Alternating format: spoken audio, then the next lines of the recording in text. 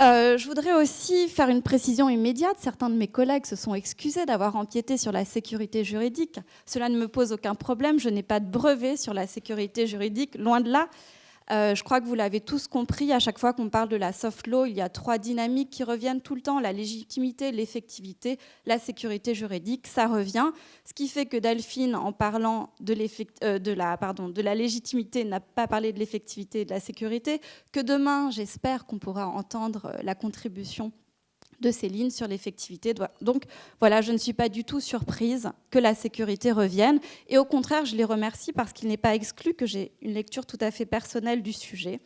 Donc, comme ça, nous sommes sûrs que tout sera dit. De surcroît, j'interviens en 10e position de l'après-midi. Donc, il n'est pas exclu non plus que tout ce qui a été dit ait déjà été entendu. Et c'est une bonne chose. Alors, j'en reviens à mon intervention. Soft law et sécurité juridique.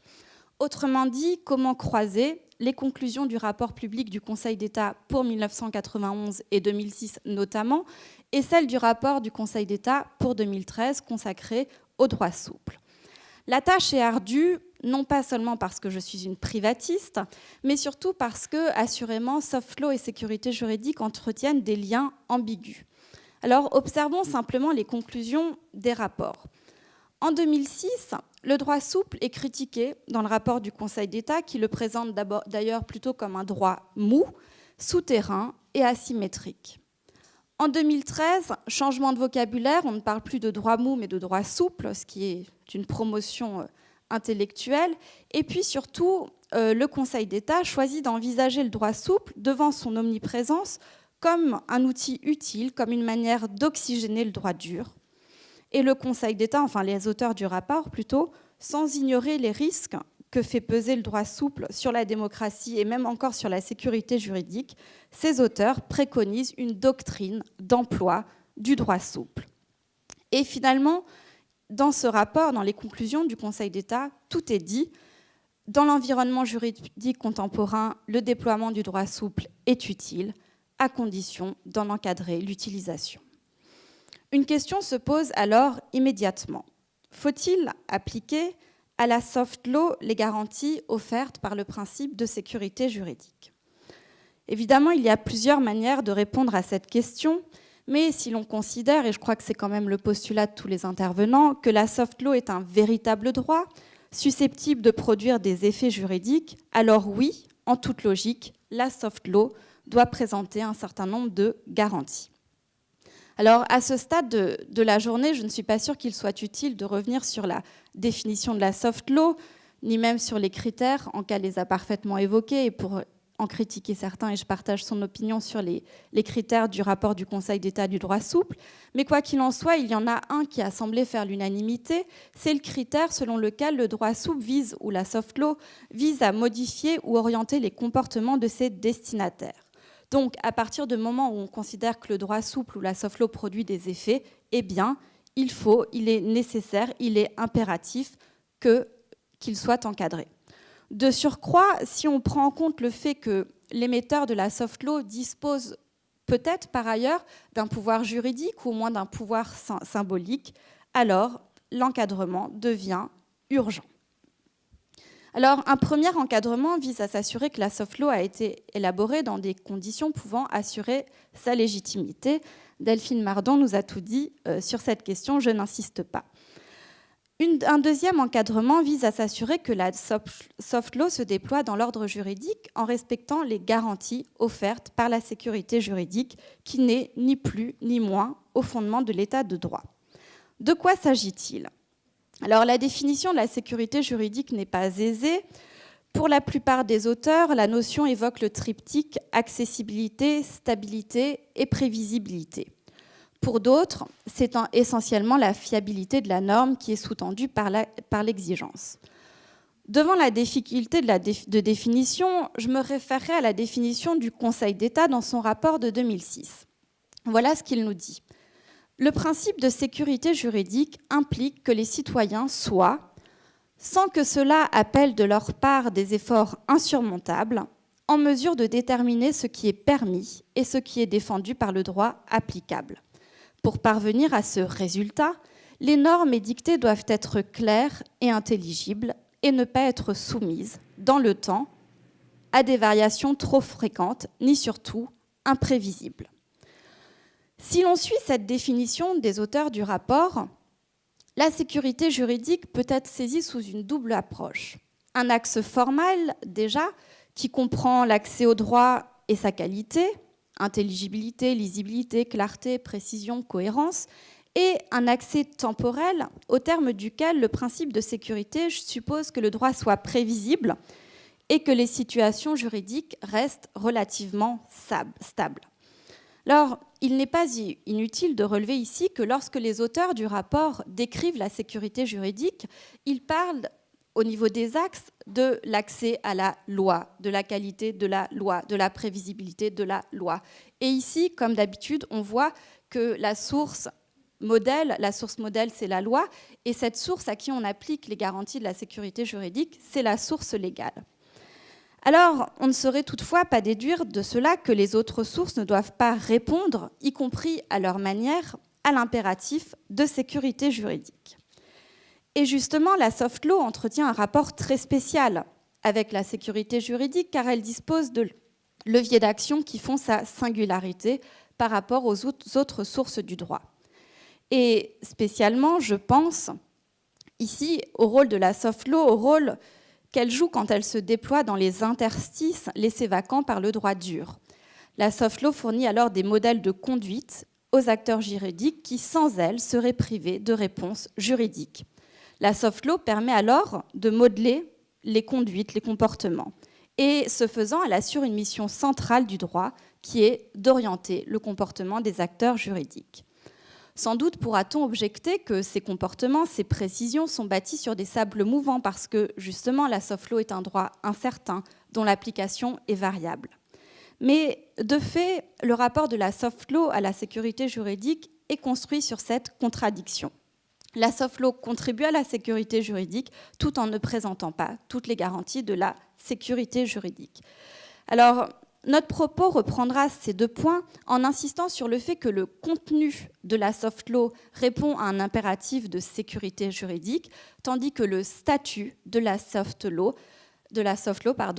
bien souvent fait naître des incertitudes ou en tout cas de l'insécurité juridique. Premier point donc sur le contenu de la soft law, second point sur le statut.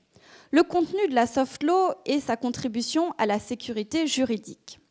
Alors, d'emblée, j'indique que dans mes développements, je ne parle que de la soft law, de la soft instrumentum et pas du soft negocium. Si nous parlions du soft negocium, il serait possible de dire que les textes incantatoires nourrissent l'insécurité juridique. Ici, je me concentre sur le soft negocium.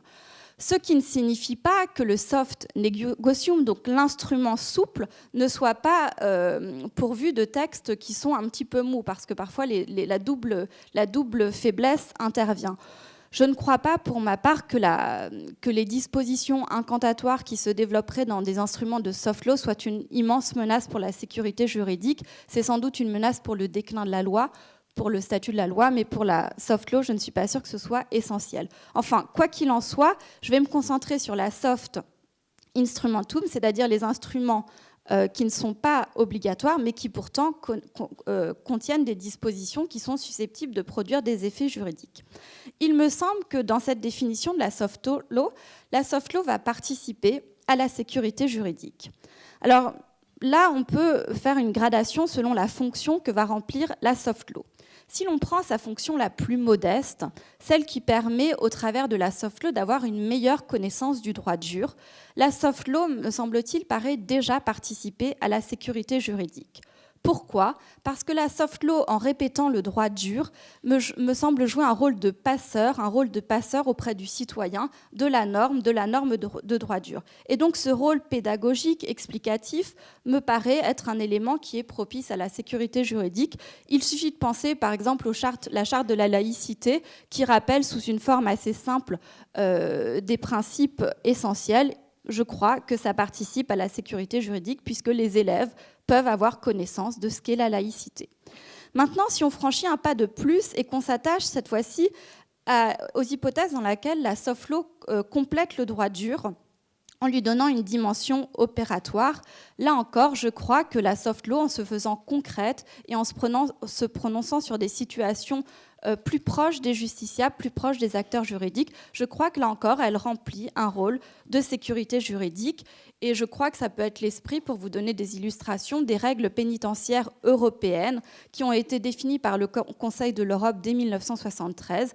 Il s'agit, selon ces règles, de traduire dans le fonctionnement pratique des administrations pénitentiaires les règles dégagées par les conventions internationales relatives aux droits de l'homme. Et de manière générale, toute cette fonction de la soft law qui vise à interpréter, à donner une dimension interprétative, voire opératoire, me paraît contribuer à la sécurité juridique. Il n'y a pas de sens sans interprétation. L'on peut encore observer que la contribution de la soft law à la sécurité juridique peut prendre d'autres dimensions, par le biais, cette fois, non plus d'une interprétation, mais de précision sur la manière dont un organe qui dispose d'un pouvoir de décision va appliquer son pouvoir. Je pense ici aux fameuses lignes directrices dont le Conseil d'État a préconisé le développement de l'usage. Alors, on sait que le Conseil d'État, le rapport du Conseil d'État a privilégier le terme de ligne directrice aux directives pour qu'on ne fasse pas la confusion avec les directives du droit de l'Union européenne. Je passe sur cette précision de vocabulaire, sauf pour dire que le Conseil d'État, cette fois-ci en formation juridictionnelle, s'est rangé derrière le rapport du Conseil d'État et utilise désormais le terme ligne directrice. Alors, ces lignes directrices qui, soit dit en passant, sont à la charnière du droit dur et du droit souple dans le rapport du Conseil d'État, ces lignes directrices sont assurément un élément de prévisibilité puisqu'il s'agit pour un organe qui dispose d'un pouvoir d'appréciation de dire d'avance quels sont les critères qu'il va employer. Donc là, assurément, cela donne des précisions sur l'action et il suffit de penser à ce pouvoir qui est appliqué. Alors, mes champs de recherche me poussent plutôt du côté du droit privé et je vous cite par exemple l'autorité de la concurrence et ses fameuses lignes directrices. Alors, je m'attendais à ce que Lucien Morin évoque les référentiels, les barèmes et les nomenclatures, puisqu'il a écrit un article tout à fait remarquable dans la revue trimestrielle de droit civil récemment sur tout ce droit souple de la responsabilité civile. Je crois là, et du coup je comprends que vous partagez mon avis sur le fait que ça participe de la sécurité juridique, qu'il y a là une façon d'uniformiser, d'harmoniser des pratiques, et que tout ça est un pas en faveur de la sécurité juridique. De même, les normalisations, je n'insiste pas, vous les avez évoquées. Alors là, dans tous ces exemples, la soft law se diffusait autour de la hard law. Si l'on poursuit, il y a aussi des moments où la soft law agit en dehors de la hard law, soit parce qu'elle la précède sur des questions émergentes, soit parce que la hard law ne parvient pas à trouver un consensus, de sorte que la soft law est d'un usage plus facile. Et il y a toute une série de domaines vierges à la conquête desquels la soft law est partie. Et sur ces questions encore, je crois que la soft law, en proposant des premières pistes de lecture, des premières voies d'action, participe de la sécurité juridique. Il y a maints exemples, les drones, la protection des données personnelles, l'encadrement des avancées scientifiques et tant d'autres. Et on pourrait citer la décision de la Cour européenne des droits de l'homme dans l'affaire Vincent Lambert, cette affaire qui a donné beaucoup de mal à tout le monde par les questions compliquées qu'elle posait. Et bien dans cette affaire, la Cour européenne des droits de l'homme s'est bien référée dans sa partie en droit. Alors c'est une pépite, selon Michel, c'est ça, quand la Cour européenne des droits de l'homme se fonde dans la partie en droit de son raisonnement. Elle s'est fondée sur le guide sur le processus décisionnel relatif aux traitements médicaux pour trouver un contour à la notion d'obstination déraisonnable qui était centrale dans l'affaire. Donc finalement, cette soft law ici va agir comme éclaireur du droit dur et elle sera presque un ballon d'essai et si elle donne satisfaction, eh bien, le droit dur suivra. Et donc là encore, on a des facteurs de stabilité, des facteurs de prévisibilité, puis des facteurs propices à la sécurité juridique.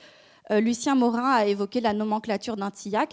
Maintenant qu'elle a fait quand même ses preuves devant les juridictions judiciaire et puis administrative, eh bien, il semble que l'idée, ce soit de la concrétiser dans un décret. Donc tout ça me semble participer à la sécurité juridique. Et on voit ainsi se dessiner un ordre juridique qui, sous une forme mécanique, où toutes les sources, sous une forme mécanique, trouveraient un rythme de croisière qui serait plus performant. Pour les grandes sources, la hard law, on aurait des problèmes qui seraient plus fixes, avec moins de précision. Et puis la soft law pourrait venir ici et là pour ajuster, pour donner des détails, des précisions concrètes.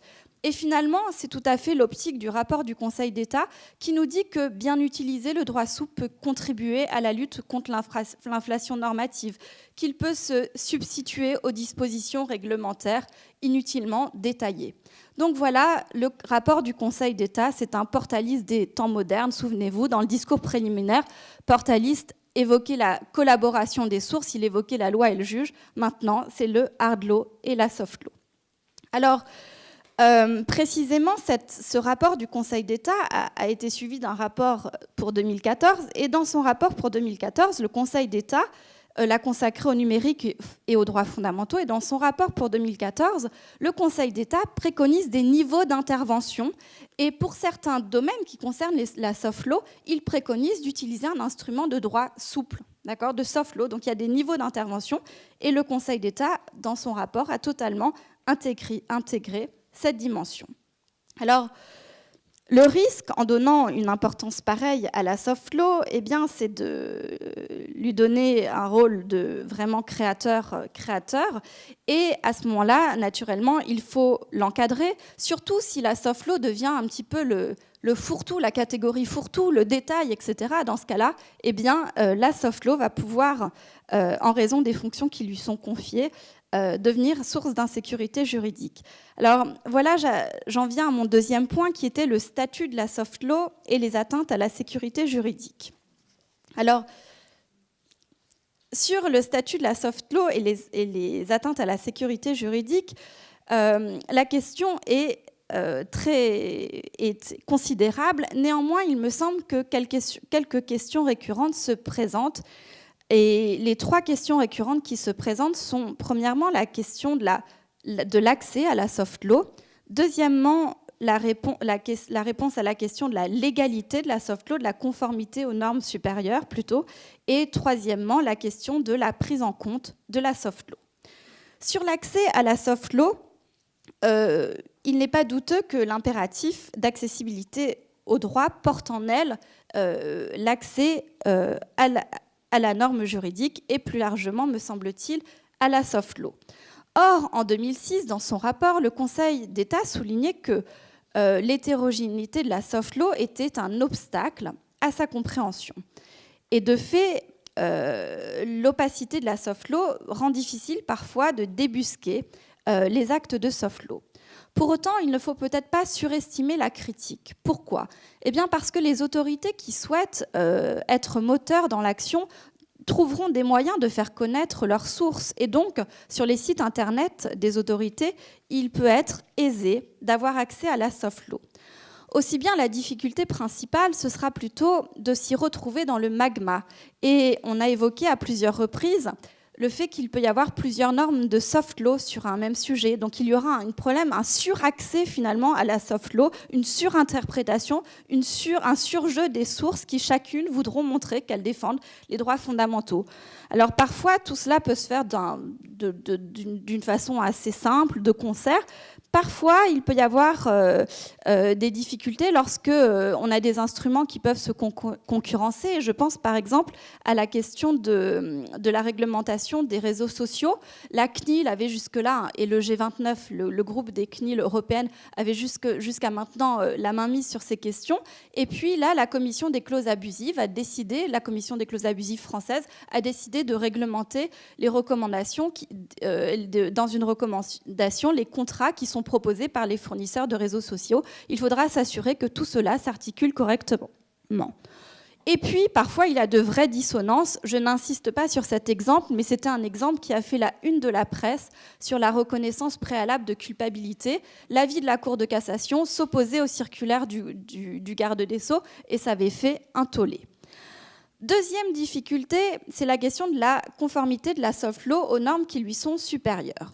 Alors, s'agissant de la soft law administrative, on sait que le Conseil d'État aménage progressivement les modalités du recours pour excès de pouvoir afin de le rendre plus performant et de l'adapter aux spécificités de la soft law. Je crois que ce n'est pas douteux et qu'il y a un certain nombre de décisions qui vont dans le bon sens. Néanmoins, en contrepoint, pardonnez-moi, je ne développe pas, on peut recenser un certain nombre de décisions qui montrent que la notion d'interprétation qui serait parfaitement neutre a encore la vie dure, et il y a un certain nombre d'actes qui ne sont pas contrôlés. Et je pense ici, pour parler de la Cour de cassation, quand même à la Cour de cassation qui a récemment refusé de transmettre une QPC qui portait non pas sur un texte ou sur une interprétation jurisprudentielle, mais sur une interprétation administrative. Donc, les idées ont encore la vie dure. S'agissant de la soft law d'origine privée, je parle toujours de son intégration dans l'ordre plus général, on voit aussi un certain nombre de décisions qui montrent que le juge accepte de se placer dans une situation de censeur de la soft law illégale, et on a un certain nombre de décisions qui montrent des contrôles de code de conduite. Alors, la dernière difficulté, et j'en parlerai en 2 minutes, porte sur l'incertitude sur la prise en compte de l'instrument, de la soft law. Alors, sur l'incertitude sur la prise en compte de l'instrument de la soft law. Alors là, je suis particulièrement gênée parce qu'il y aura un certain nombre de recommandations, de précautions à avoir. Évidemment, cette prise en compte sera variable selon qu'on est dans l'ordre européen ou dans l'ordre interne. En cas à développer, les juridictions européennes sont plus favorables au respect de la soft law et les interventions de demain le montreront sans doute.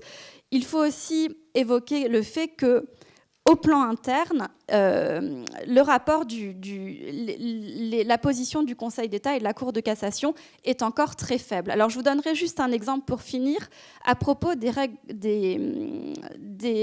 rapports du Comité pour la protection de la torture. Cour européenne des droits de l'homme contre Bulgarie en 2014. La Cour européenne des droits de l'homme, pour interpréter le droit applicable, fait référence à ces rapports.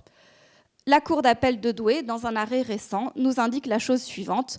Un détenu ne peut pas opposer la recommandation du CPT relative à la dimension des cellules, car elles n'ont que valeur de recommandation. Et là, je crois on voit très bien la distorsion entre le statut pris en compte par les juges européens et par les juges internes. Au niveau interne, tout cela demeure très faible. Je vous remercie.